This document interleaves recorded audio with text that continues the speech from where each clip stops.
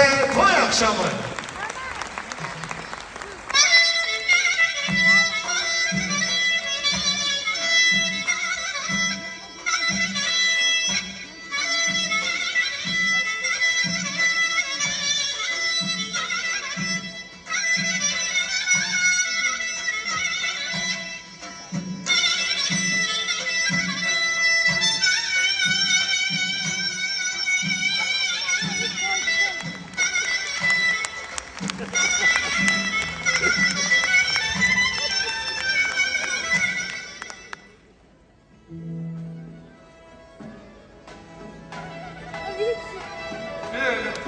Bir de gel ya.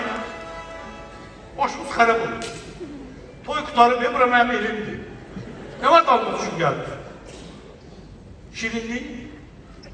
Abla bulan başım kara bulur. Vay canım bulan baş kara bulur. Gün orta geldiniz dansa gitmeye pul verdim. Restoran qabağımı kestiniz, pul verdim. O balaca uşaqlar maşını qabağını kesti, onlara pul verdim. Toyda o rəqqas kiçiz aşı gətirdi beləsi, ona pul verdim. Biri gəldi, tortu kəsdi, pul. Hələ fotoqraf məni belə yandırdı, belə yandırdı. Tanımadığım adamların şəkilini rampaya salınca, mən bir şey külma verdim, mən bu arada. Cəhənnəmə qalmışam. Onu da pul verdim. Hələ tuvaletdəki əllərini yürsən, salfetkanın cırı gəlir, məlim buyurur. Yox, mən bilmirəm ki, salfetka harada olur. Yəni, əlimi belə eləyib, çıxıb gedəcəyim. Ona da verdim, ona da pul verdim. Nə deyim? Nə istiyorsun? Bir gitsin de işimiz var. Mən... Hala. İnirsin tabii. Hala.